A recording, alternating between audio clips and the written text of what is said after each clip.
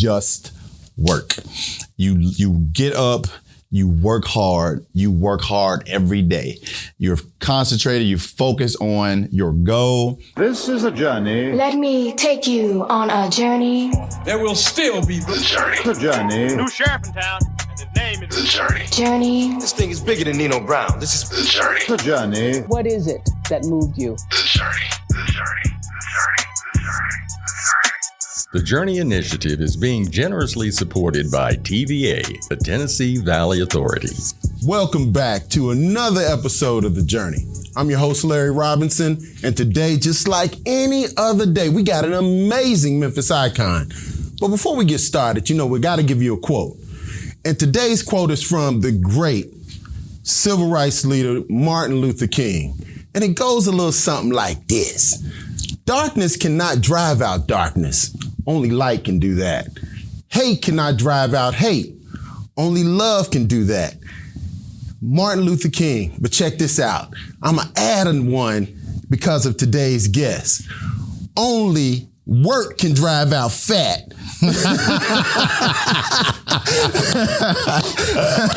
only work can do that. All right, brother. Today we have Raheem Shabazz, affectionately known as Coach Shabazz, straight out of Chattanooga. He's an athlete, played Big Ten football on hard work alone. Father, son, brother, great friend. Husband.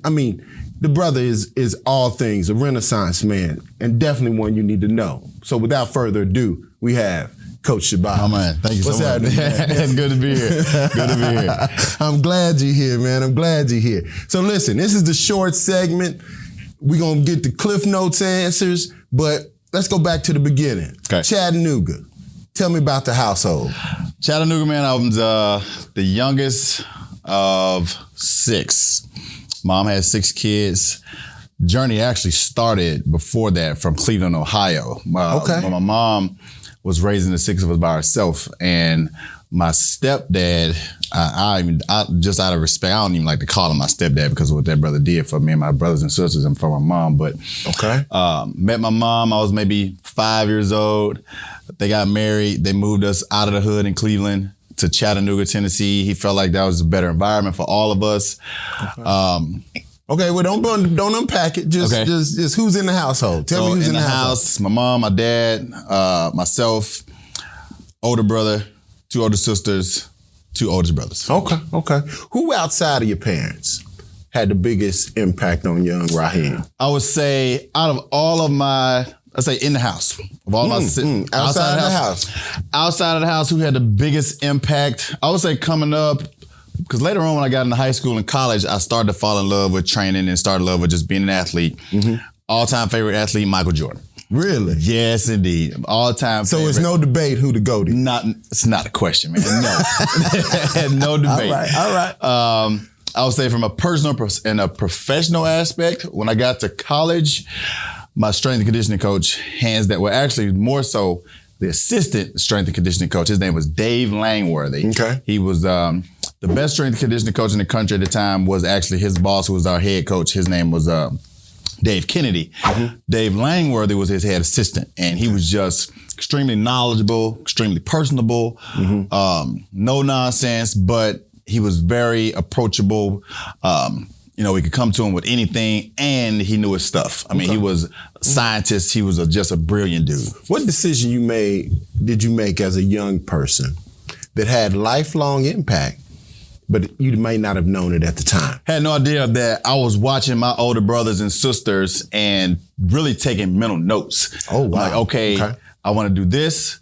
There's no way I'm doing that. I'm going to do this. I don't want to do that. I saw it all. Even when you include...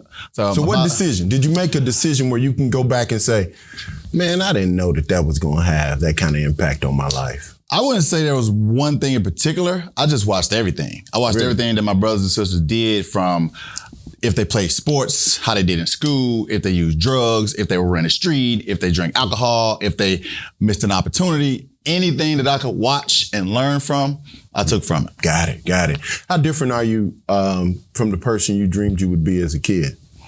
Man, I had no idea I'd be here.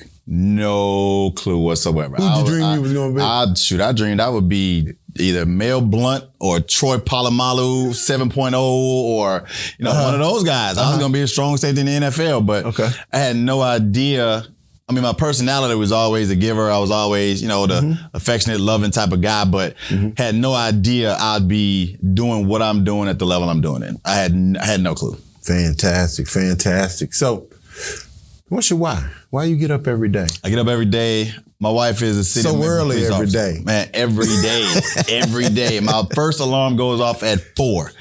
And I roll over, I look at my wife. I said she goes to the max every day. Right. So I'm going to match that to make life easier on her. She is a amazing woman. My wife, Vicky, she's a lieutenant on the homicide division of the Memphis Police Department. Okay. And she works crazy hours. Anytime there's death and she's on, she has to go. Wow. And so my job, just as a husband and a dad, is to make life easier on her, make life easier on our kids.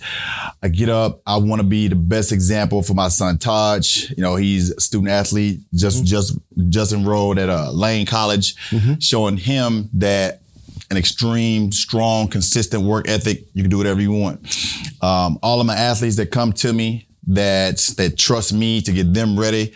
I can't do it as a dictator. I had to do it as I'm gonna get in the trenches with you. You're gonna follow my lead. You're gonna see me do it, see that it works. I want you to mimic that. You know what I mean? You stay focused, stay driven, don't let anything get in your way. So that's my why, man. My family, my wife, little girl at home, Ava, my little princess, I do everything for them. So that's why I do it, man. Okay, so when did you know you were going to be okay? When could you sit back and, what they say, exhale? I haven't got to that point yet, to be perfectly honest. I strive every single day. I'm never comfortable. I told myself, just from a business perspective, as a trainer, as a strength coach, I'm not comfortable until the best of the best of the best in the entire world are looking to find me right here in Memphis. Until I get to that point, then I'm working. I have, will I say I'm getting to that point? Okay. Oh, no question. Because when Rich Paul calls you out of nowhere saying, hey, I need to send a client to you, then I'm like, oh yeah, we own something. Right. When the head coach of the University of Georgia says we have a head strength and conditioning position open and we want to consider you as a candidate, and I'm like, yeah, we own something now. Right. But I never get comfortable because I feel like it's hypocritical that if I start to slow down, if I get comfortable, then I'm showing my athletes, I'm showing my kids, it's okay for you to, no, don't let off the gas until you reach your goal. This is the last question of the segment. And most young men know pretty much when that moment happened. But tell me the moment that you realized you was a black man. Hold on for a quick second. Hold on. Listen, we're going to be right back on the journey. Coach Shabazz is going to lay it down, y'all. He's going to lay it down. He's going to tell us when he realized he was a brother. We're going to be right back on the journey on the KUDZUKIAN Network.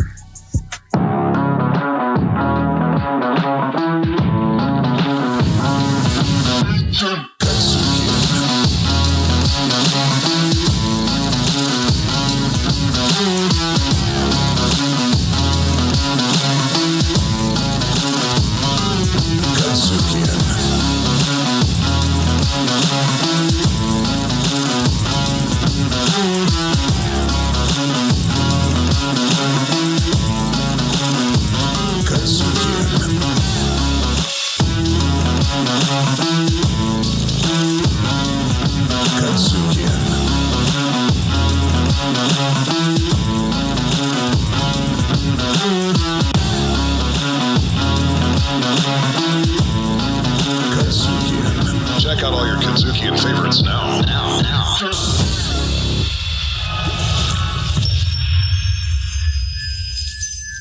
Welcome back to the journey. Host Larry Robinson, and today, as I said, we got an amazing icon, and now you know. We got brother Raheem Shabazz. He corrected me in the break, like, bruh, I'm smacking shit out of you if you don't call me by my correct name. So, Shabazz. It's Coach Shabazz. It's Team Shabazz. So we know going forward. We're going to repeat after me. Coach Shabazz. So now we ready. All right, now. Got a couple words for you that I'd like you to tell me what's the first thing that comes to your mind. Family. What does the word family mean to you? Everything. Okay. Everything. Family, man, is the reason I do what I do. Okay. The people that are in my house, they drive me every day. From a no excuse mindset with my son Steve, who, he has autism, from a no excuse mindset for my daughter Brittany, who by the time she was 4, just overcoming adversity. My baby had 3 strokes. Ooh. 4 major brain surgeries. I want to get the numbers right. She suffered from spinal meningitis, tuberculosis, and hydrocephalus by the time she was 4. Knowing all of that, and now this is before my wife and I met, but when we got together, knowing the struggles that Brittany had to deal with, knowing the struggles that my wife had to deal with, dealing with that on her own, eliminated any excuse that I could ever come up with to not hold a job, to not train, to not eat right, just to not try to be to pull off in any kind of way. The people in my house, they drive me more than anything external ever could. Okay. One more word. Faith. Oh, my faith is is unmatched because I believe in speaking things to existence. And I believe that God speaks to me every single day because you don't do what you do for people the way you do them unless you're doing his work directly. Right. And what I mean is I have to be selfless every day, multiple times a day. I literally do what I do for everyone else.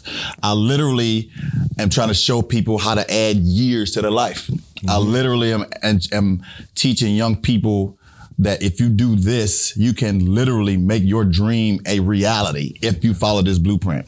That is what God has done for us every single day. Absolutely. I lean on him every day for guidance, to just keep me locked in when I'm feeling like people don't appreciate what I'm doing. He reminds me that there are hundreds and thousands of people that appreciate exactly what you're doing. Right. Because it's, number one, it's coming straight from him and it's coming straight from the heart. So Awesome. So let's go back to the last question of that previous segment. When did you realize you was a black man? Oh man, the day I learned my name. My name is Raheem Ahmed Shabazz. Okay. My great uncle is El Hajj Malik El Shabazz. Whoa. That is my great uncle. My name means... So for you all that don't know who that is, could you share? That is Brother Minister Malcolm. That is who that is. Malcolm X. Yes. That's your great uncle. So my name is something that I do not take lightly. That is the reason why I correct everybody when you mispronounce my name, because it's that important to me. Right. And not only that, the meaning behind my first and last name, the Merciful of the lost tribe. The Merciful meaning God's mercy towards us. And I'd be hypocritical when someone does me wrong or somebody, falls out of favor or somebody just, to just write them off. You're done. I can't stand you, blah, blah, because God had mercy on us. Multiple people had mercy on me. So why would I not have mercy on someone else? Of the lost tribe is significant to me because my wife and I talk about this all the time. We are so for the underdog, the people that are written off, people that are overlooked, people that are, I'll keep it in one avenue from as far as, athletics and sports go. People that are 5 stars, 4 stars, they get all the attention. Right. You know what I mean? People that are no stars, walk-ons, they're overwritten, that sort of thing, kind of lost in the shuffle.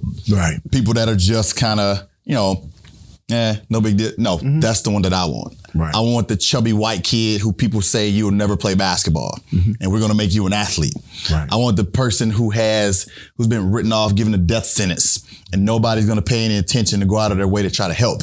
No, you come with us. Right. And let's get help. Let me show you that it can be done when so many other people are saying it can't be. Right. You know what I mean? So, no, listen. Every day. I take so much pride in my name and it means so much. I even explained to my son. So let me ask you this. Why does that equate to you being black? Because my first priority is my people. Right. And me trying to lead the way to my own people to show them what can be done. Okay. And I can cover a lot of different avenues, but I'm going to stick with two in particular. Number one, our health. We are the least healthy population in the United States, and it's not even close. We make up the top least healthiest percentile. Me as a black man can show you how you can make conscious efforts to be healthy every day, how you can do it in an inexpensive way, because also the thing is, the thinking is it just costs too much money to stay healthy. Healthy food costs too much. Personal training costs too much. So I try to make myself as accessible as possible. I try to give guidance that's doable and affordable. As a black man, it's my responsibility to show that I don't have to succumb. We don't have to succumb to the things that we use as an excuse to be our detriment. Hypertension, high blood pressure, diabetes, stroke, cancer. The black community leads the way as far as numbers of death due to stroke, high blood pressure, all of the above. Me leading my own people and showing them we don't have to let that be the case. And it is very, very doable. So as a black man, that's definitely my responsibility because the way we think, it can't be done or it's impossible or it's just too hard. I'm here to show you that it is not at all. Okay, rewind. Gonna take it all the way back. Tell me about the family, because you mentioned your stepdad. Okay. So I'm sure you have 6 siblings. You had a stepdad. You had you saw it was something a little that bothered you in there. It was a memory that triggered you. What happened with your stepdad that made you kind of hesitate earlier? Well, it was the fact that when in the very, very beginning, my respect for him, I didn't appreciate what he was doing for us. It was just, I'm a kid. I'm in Cleveland. I'm familiar with Cleveland. I'm familiar with my cousins. I'm familiar with my aunties, and we're all here. And here this guy, you taking me away from my family. I'm like, you know what I mean? Okay. And then it was a thing where we butted heads so much because I'm the youngest. I want mom's attention. You this guy. You want my mom's attention, blah, blah, blah, blah, blah. The back of your mind, you on that old, you ain't my daddy nonsense. Right. But, never dumb enough to be that disrespectful to come out and ever say that. But I light up when I think about him now because it wasn't until I left to go to college away from him that I realized my love for this man. And I never heard him say the words until I left. And I came back on a visit and he told me, he said, "Hey man, I didn't want you to go to no Ohio State. That's too far." I said, "Pops, what you mean?" I said, "We ain't never talked." He said, "Man, you my boy. I was worried about you." You know what I'm saying? Oh, wow. So, and really, when I tell you that, that brought us together, that was really the starting point of me realizing how close our relationship actually was. Would you say leaving Cleveland was a horrible memory for you? No, not at all. That was a great memory. Because so give me a horrible memory. Give me one of those memories that most people wouldn't know about Raheem Shabazz. Oh, man. So going back to just overcoming adversity, just overcoming, insecurities, that sort of thing. There was, instances where, oh man, shoot, man, come on, man. You grow up, you're the youngest. Confidence? You're the runt. You're the runt of the litter, man. You know what I mean? When you're the youngest of that many, you're growing up in the hood, you're trying to find your way, you're screaming for everybody's respect, and you're just not getting it. Okay. And, being the youngest, like you never, nothing is good enough. You're never cool enough. You're never fresh enough. You know what I mean? You always laughed at, picked on. Yeah. Last one to get picked, blah, blah, blah, blah. Oh, that sucked. You know what I mean? And that's one of the things that also, when I take on the runts of the litter. Because I was the runt of the litter. Okay. I take on the ones that were laughed at.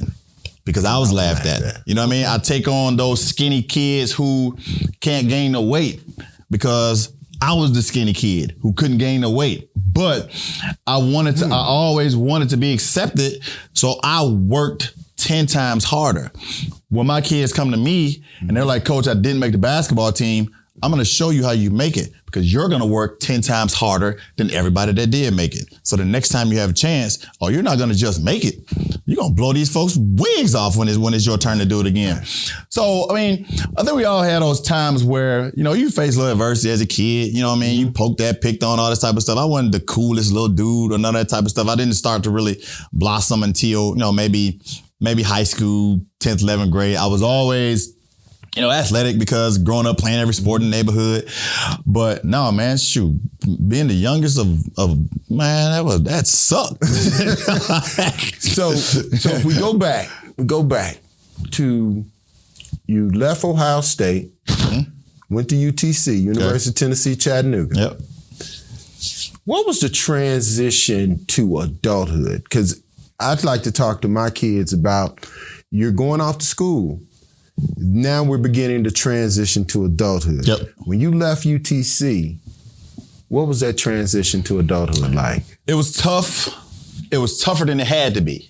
Why? Because I did not use my resources like I should have the way that I use my resources now. Here's what I mean. Okay. Remember, my biggest asset was my pops in my house. He was my greatest advocate, my biggest asset. And when I left UT Chat, and I was still in Chattanooga at the time, my son's mom, me and her, we got together. We were together for a few years. I didn't ask him, Pops, what do you do in this situation? Losing jobs, getting new jobs. How do you handle this? How do you handle the bills? How do you save money? I just never did it because I figured I'm an adult now. I got to figure it out. When I'm trying to, even just fast forward to now, my son literally just left my house. I'm trying to be the biggest resource for him so that he utilizes me. Dad, how do I save money? How do I open my bank account? How do I change my tire? So he doesn't have to find out the hard way. Right. Learning the hard way by trial and error was probably the toughest part of it because you want to minimize that as much as possible. If I was able to go back, I would blow my dad's phone up every day. Right. I mean, he was right there. You know what I mean? But why didn't you utilize? Because you think you're so caught up in your own life that this is just what it is. This is what I got to deal with. I got to be a man. I got to deal with it. I got to figure it out. When a big part of also being a man is using your resources. Right. Asking for questions, saying I don't know. Right. Not being ashamed to admit, when you're wrong, not being ashamed to admit when, you don't know everything. You're expected to know a lot of times because you're the man. But if I have a man that's been a man longer than me, wisdom is going to say, Dad, what's going on? Can I do this? Can I do that? So yeah, transition to adulthood, it was tougher than it had to be. Okay. So I try my best now to make sure that I'm not necessarily as hands-on micromanage you with my son, but making sure that I'm there. If you don't know, call me and ask. Right. Or if I think you don't know, I'm gonna tell you anyway, just so we covered all that. Right. So it was a rough transition, man. I'm gonna pull back a question I had thought of earlier. Your brothers are named Harper. You're named Shabazz. How did that dynamic play, and how did that play out in the family? Well, biologically, we didn't have the same dads. My birth dad is he's in Cleveland, Ohio. We have a great relationship. My brothers and sisters actually took on my mom's maiden name. So yeah, my mom's maiden name is Harper. Okay. Obviously she had us all the whole time, but growing up, you do things and whatever. But so yeah, we had different dads. So my dad is Shabazz. No, that's how that went down. When you think about back in those days, is there something you take from your older brothers and whatnot that you won't do? You just won't do because of something they did? Oh, no question. What is one of those things that you learned by observation to not do? So my oldest brother literally just passed from a heroin overdose about 3 years ago. I watched my favorite basketball player again was Michael Jordan. My second favorite basketball player was my older brother, Bay Harper. That was my next favorite basketball player. To see Allen Iverson play was to watch my brother play basketball. And he went through so much because of different personal stuff while he was in college, girlfriend, this and that. But, decided he wound up not finishing. So I saw my oldest brother. struggle with drug addiction. I'm like, yo, I don't want to go through that. Got it. You know, I saw my older brother, who's my biggest role model as far as an athlete. I saw him struggle, didn't reach his max potential. I'm like, I don't want to go through that either. You know what I mean? Like I said, obviously the respect is always there. Always love my family, always love them. But when I see things like that, they shape your decision making. Right. You know what I mean? It's just like being a sibling in the house watching mom and dad interact. The way you want to treat your woman is the way you see dad treat mom. You know what I mean? That sort of thing. I'm going to flip it. We're going to go all the way to now. You got a young son who's autistic. Oh, yeah. What do you learn from him? Oh, no excuses. No excuses whatsoever. Steve is in his lane. Steve does Steve. Steve loves anime. He don't make it a secret. He's coming out with his anime shirt, anime pants. He got 105 different colors, but that's his and he love it. Right. You know what I mean? Steve loves his video games, loves GTA. Right. Loves, you know, any loves Tekken, loves Goku, loves all them guys. That's Steve's thing. So how does that impact you? To be true to who I am every single day. Wow. What I believe in, what I stand for, stand firm in it. Believe it. Push the issue. I don't have to necessarily, you know, overly engage or try to make somebody see anything my way, so to speak. But what I believe it. Who I am, that's who I am. You know what I mean? My ways, the way that I do my business, the way that I treat my clients, the way that I select clients, the way that I am passionate about your health, I'm true to that. You know what I mean? So Steve, I pick off a lot from Steve, man. I mean, and like I said, he's simple, he's direct, right to the point, extremely blunt at times, you know what I mean? Right. And I find myself being the exact same way. Like, listen, hey man, don't do that. You learned a lot from Steve because we hear it every morning. You hear it every morning. So listen, hold on. So if you were talking to your younger self, you're gonna go back to Cleveland. He's sitting there eating a bowl of cereal, watching Saturday morning cartoons. You walk in the door. You know it's you. What would you say to that young guy? Man, there's a lot of hell coming. There's a lot of good coming. You know, trust God to be able to maneuver through all of it. You make hard decisions that are going to upset some people. Do not live to try to satisfy somebody else, but you make sure you do right by other people. Be a man of your word.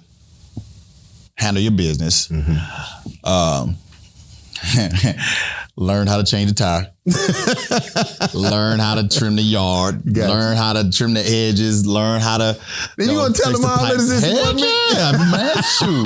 This kid gonna have to take out a notebook. Okay. Wait a minute, hold on. What you say? And I know my personality back then. I ain't too good to listen to nobody. I'm like, well, you said, well, you did well. Okay. I'm writing all of it down. All right, so listen, hold on now, because we got to come to an end. Now, you ain't talking to yourself no more. You're talking to these young men that are watching you, listening to you. Leave them with a Shabazzism. Hey man, it's the most obvious one, the one I live by the most. Walk in that camera is right there. 4 words I live by. Man, we just work. You get up. You work hard. You work hard every day. You're concentrated. You focus on your goal. Do what you have to do the right way to achieve it. Don't let any adversity get in your way. Don't let any adversity slow you down. You trust God in everything. You work your tail off until you reach your goal. If you haven't reached it, keep working until you reach it. And when you reach it, keep working until you reach another one, man. So those are my words for you guys. Don't let anything stand in your way. There will be adversity. There will be challenges that come from external, internal. Just keep working. So going back, the only thing that will drive out low confidence, unconfidence, however you want to put it, is working, putting in the work. That's how you're going to develop your confidence. So listen, for myself, Larry Robinson, and our guest today, my brother, Raheem Shabazz, I want to thank you for watching The Journey. keep coming back because we're going to keep bringing you these Memphis icons. It's some bad, and I mean bad meaning good. Not bad meaning bad, but bad meaning good brothers in this community. And I want you to meet them. And you're going to meet them right here on the KUDZUKIAN Network. So next time, till the next time, I'll holler at you later. Take care. Thank you to our partners, the Delta Boule and Tennessee Valley Authority. To hear more incredible stories like this, be sure to download the KUDZUKIAN app from the App Store or Google Play. Or check out the Journey Memphis podcast on all your major podcast providers. Also, check us out on the KUDZUKIAN Network.